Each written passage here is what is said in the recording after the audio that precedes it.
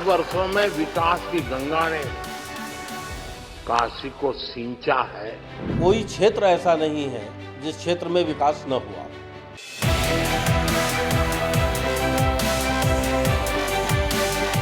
महिलाएं, औरत, बच्चे बिना किसी भय के रात को 2-2 बजे तक निकल रहे हैं।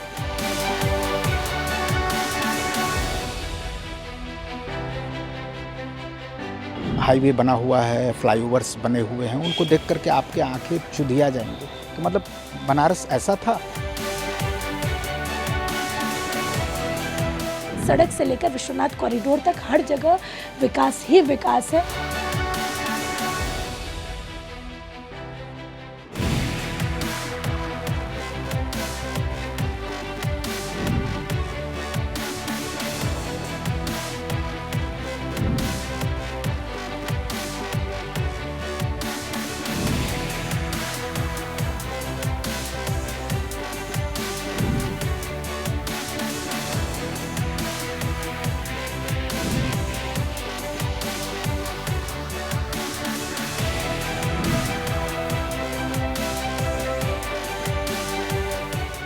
विगत 10 सालों में बनारस का एकदम स्वरूप बदल गया है। यहाँ चहुमुखी विकास हुआ है। विकास की अगर दिशा को देखा जाए तो कोई क्षेत्र ऐसा नहीं है जिस क्षेत्र में विकास न हुआ हो। पहले तो चिकित्सा के क्षेत्र को आप देखिए।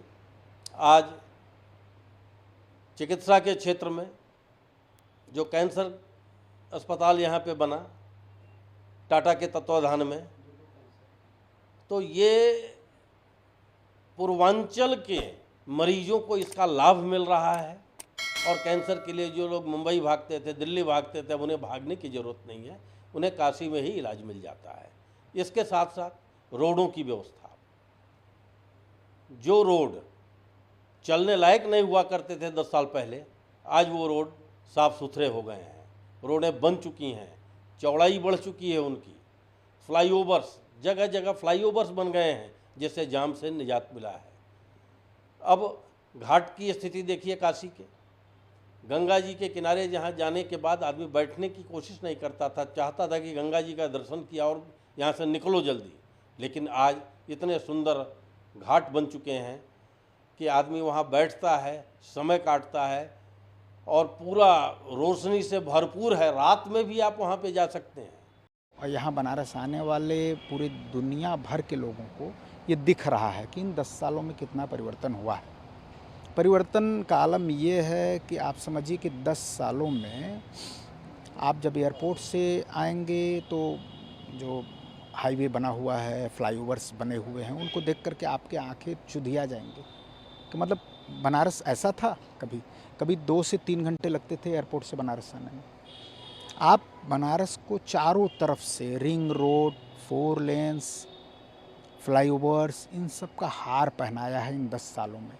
ये निष्पक्ष रूप से हम बता सकते हैं, कह सकते हैं एक काशीवासी होने के नाते, कि बनारस में सड़कों का हार पहनाया है विश्वनाथ धाम की नगरी को, विश्वनाथ जी की नगरी को। और विकास, जब इंफ्रास्ट्रक्चर की आप बात करेंगे तो ये सड़कें जिस तरह से विकसित हुई हैं, और जहाँ सड़कों का विकास होता है निश्चित तौर पर रोजगार के अवसर उपलब्ध होते हैं।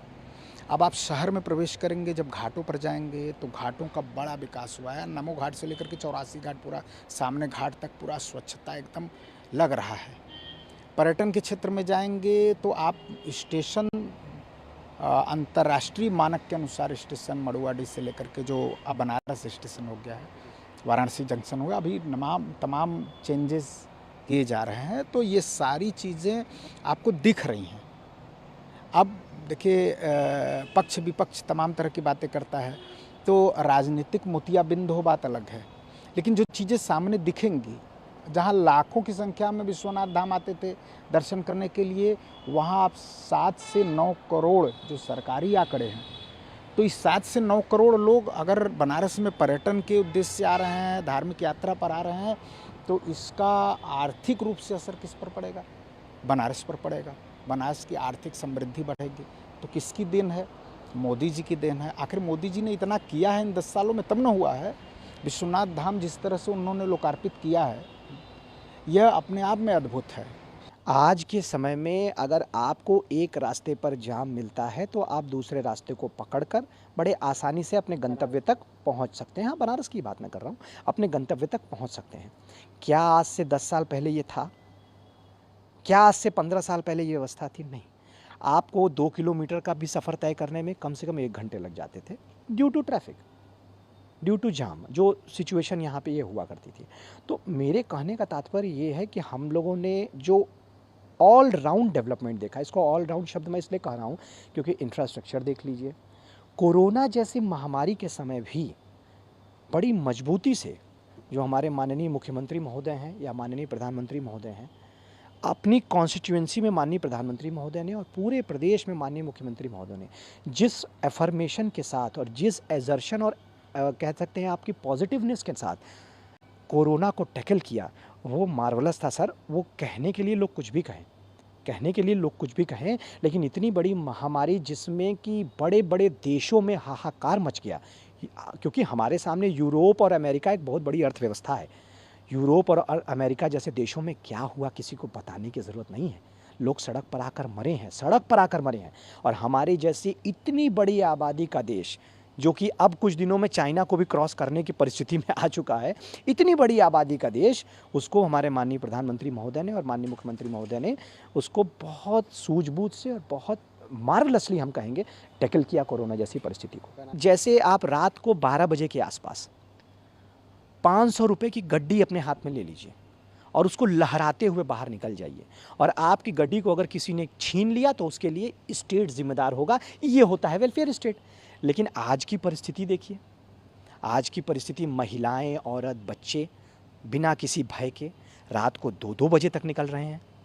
मैं BHU के पास रहता, काशी हिंदू विश्वविद्यालय के पास रहता हूँ। एक समय हुआ करता था कि जिस रास्ते पे नरिया और सुंदरपुर के मार्ग पर मैं रहता हूँ, जो आगे DLW के पास, वर्तमान BLW के पास जाता है, उस रास्ते पर लोग निकलना नहीं चाहते थे क्योंकि लोगों को भय होता था कि उनके साथ छिनैती हो जाएगी, उनके साथ छेड़खानी महिलाओं के साथ हो जाएगी, ये सब भय हुआ करता था। आज की तारीख में वो जगह एकदम परफेक्टली प्रोटेक्टेड हो चुकी है। बनारस में जो परिवर्तन की बात है, वो परिवर्तन बनारस की विरासत, संस्कृति जो पूरा है उसको सहेज कर लिया गया है। आज बनारस का जो विकास हमें आज अखिल भारतीय पटल पर देखने को मिल रहा है, उसमें बनारस की संस्कार पूरे विश्व को झलक कर सामने आ रहे हैं। बनारस के अंदर विकास की बात करें, रोजगार की बात करें, शिक्षा के स्तर में वृद्धि की बात करें, तो बनारस हर रूप से चहुं ओर यानी हर प्रकार से सिर्फ और सिर्फ बनारस का विकास हुआ है। बनारस के घाटों की बात करें तो आज CNG बोट्स घाटों पर हेलीपैड तक आज बनकर आ गए। वो बनारस जैसा स्थान है। बनारस के इस गंगा जल में आज न जाने कितने क्रूज चल रहे हैं। शहर में कहते हैं कि बनारस की इस भूमि पर बड़ा ही जाम होता है, ट्रैफिक बहुत लगता है, लेकिन हम देखते हैं कि आज गंगा जी में भी ट्रैफिक लगने की स्थिति आ गई है। उस ट्रैफिक ने हमारे बनारस के नाविक भाइयों को एक रोज़गार देने का काम किया है। आज जो विश्वनाथ कॉरिडोर का निर्माण बनारस शहर के अंदर हुआ है, उसने टूरिज़्म के माध्यम से यहाँ के बुनकर और छोटे छोटे जो दुकानदार हुआ करते थे उनको व्यापार देने का काम किया। आज बनारस में चहुं ओर रोज़गार, एक जो पारंपरिक रोज़गार बनारस का होता था उसका आज विकास हो रहा है। इसके साथ ही अगर बात करें इस बनारस के अंदर, तो एक मेडिटेशन सेंटर, बनारस वैसे ही अपने आप में एक पौराणिक और प्राचीनतम नगरी है, लेकिन उसके साथ बनारस को एक मेडिटेशन सेंटर भी दिया गया है, जिसके माध्यम से बनारस के लोगों को खुद को इस प्रकृति से, पर्यावरण से, ईश्वर से जोड़ने का अवसर मिलना है। तो ऐसे बनारस का विकास एक ऐसे स्तर पर किया जा रहा है कि पूरा विश्व इसको देख रहा है। इसके साथ ही अगर हम देखें तो बनारस के अंदर आज इंटरनेशनल क्रिकेट स्टेडियम जैसा, मेरे जैसा बनारस में रहने वाला व्यक्ति इसके बारे में कभी सोच ही नहीं सकता था कि बनारस में ऐसा भी कुछ होगा। बनारस में रुद्राक्ष कन्वेंशन सेंटर जैसा एक ऑडिटोरियम, हमने नहीं सोचा था कभी कि हमारे बनारस में रहन सहन में ऐसा परिवर्तन आने वाला है। बनारस को जीता जागता शहर हम हमेशा से कहते थे कि यहाँ के लोग 24 घंटे जगे होते हैं और अपने धर्म कार्य में, सभी कार्यों में तल्लीन होते हैं, अपने कार्य को अंजाम दे रहे होते हैं। लेकिन आज हम देखते हैं कि इस बनारस के अंदर टूरिज़्म के माध्यम से बनारस के लोगों के रहन सहन में जो परिवर्तन आया है वो बनारस के विकास की गाथा हर जगह रचते हुए नजर आ रहा है। तो बनारस का रहन सहन, बनारस के लोगों को जो सुविधाएं मिली, आज कहीं ना कहीं बनारस के भीतर जो नए ब्रिज, नई सड़कों का निर्माण हुआ है उसके माध्यम से भी लोगों को, पहले कहते थे कि बनारस में सड़क में गड्ढा नहीं, गड्ढे में सड़क है, पर मुझे नहीं लगता कि आज के समय में बनारस में ऐसी स्थिति है। आज बनारस का विकास इस स्तर पर आ गया है कि आज चहु और सड़क है, गलियां हैं, कॉलोनीज में भी जो इवन सड़कें बनी हुई हैं वो भी इतनी अच्छी हैं कि लोगों को आज यहाँ का विकास, सड़क से लेकर बनारस की जो सांस्कृतिक और हमारी पूरी कल्चरल जो टूरिज़्म का स्थान है, वो हमारा मंदिर, वहाँ तक लेकर, यानी कि सड़क से लेकर विश्वनाथ कॉरिडोर तक हर जगह विकास ही विकास है। और इस विकास में हमें बहुत से अवसर मिले हैं खुद को निखारने का और खुद को पूरे विश्व के सामने दिखाने का। देखिए, बदलाव भौतिक हो एक अलग बात है, भौतिक बहुत सारे बदलाव हुए, लेकिन यदि किसी शहर की जो जीवन शैली है उसको बदलने में कई पीढ़ियाँ बदल जाती हैं। बनारस में कुछ जीवन शैली बदली। मैं यहाँ के रहन सहन, खान पान के बारे में नहीं कहना चाहता। जीवन शैली के दो महत्वपूर्ण तथ्य बदले। एक, ट्रैफिक को लेकर के लोगों के अंदर एक बहुत बड़ा बदलाव आया। लोग लाइन पर रुक जाते हैं। जो बनारस जाम का सबसे बड़ा शहर था, वहाँ ट्रैफिक सिग्नल को लोग मानने लगे। मैंने वो दौर भी देखा है जब वहाँ रस्सी लगाया जाता था चौराहे पर, पुलिस वाले और होमगार्ड के जवान रस्सी लेकर के स्थान को रोकते थे। वहाँ लोग अपने आप 95% की एक रिपोर्ट आई कि 95% लोग ट्रैफिक सिग्नल पर रुक रहे हैं। दूसरा एक बड़ा बदलाव इस शहर में स्वच्छता को लेकर है। आप किसी भी घर में जाइए, चौराहे पर जाइए, दुकानदार को देखेंगे तो वो दुकानदार अपने यहाँ डस्टबिन रखता है। पहले कहीं भी लोग कुछ भी फेंक देते थे खा करके।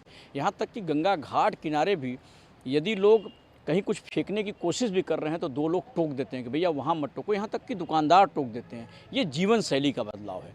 अब भौतिक के इस रूप में यदि आप देखेंगे तो बनारस में कोई ऐसा वर्ग नहीं था। मैं अल्पसंख्यकों की बात करूं तो यहाँ एक बनारस में बुनकर ट्रेड फैसिलिटी सेंटर, जो बनारस में पहली बार प्रधानमंत्री बने तो उन्होंने 450 करोड़ की लागत से बुनकर ट्रेड फैसिलिटी सेंटर बनाया। वो बुनकर ट्रेड फैसिलिटी सेंटर जहाँ उनको एक ऐसा स्थान दिया गया, एक छत दिया गया जहाँ से यहाँ की जो बनारसी साड़ियाँ हैं, लोग अपने बुनकर जो बुनाई करें या जो डिज़ाइन तैयार करें उस स्थान पे जाएं, वहाँ कंप्यूटर पर अपनी डिज़ाइन को डाउनलोड करें और उसको वो दुनिया में जो बाज़ार है वहाँ पर भेज सकें। और जिसको जो डिज़ाइन पसंद आएगा उसके बाद इनको ऑर्डर मिलता। एक बड़ा उनका प्रोजेक्ट था। ये अलग बात थी कि उसमें जितनी सफलता मिलनी चाहिए था वो नहीं मिला। उसके अलावा रिंग रोड, उसके अलावा यहाँ ईरी का चावल अनुसंधान केंद्र, उसके अलावा आप देखेंगे तो परसेबल कार्गो, एयरपोर्ट अथॉरिटी आप देखेंगे, हाईवे परियोजना, गंगा में जो जल परिवहन परियोजना, तमाम बड़े प्रोजेक्ट हैं जो बनारस में काम किए गए। मुझे लगता है कि आगामी 50 साल की जो आबादी होगी, किसी भी शहर के भौतिक बदलाव के लिए जो आगामी 50 साल की जो आबादी होगी, उस आबादी को ध्यान में रखते हुए ये बदलाव किया गया है। और बहुत सारे बदलाव जो होने हैं भविष्य में वो होंगे, इसलिए कि सरकार बनारस को लेकर के बड़ा संवेदनशील है।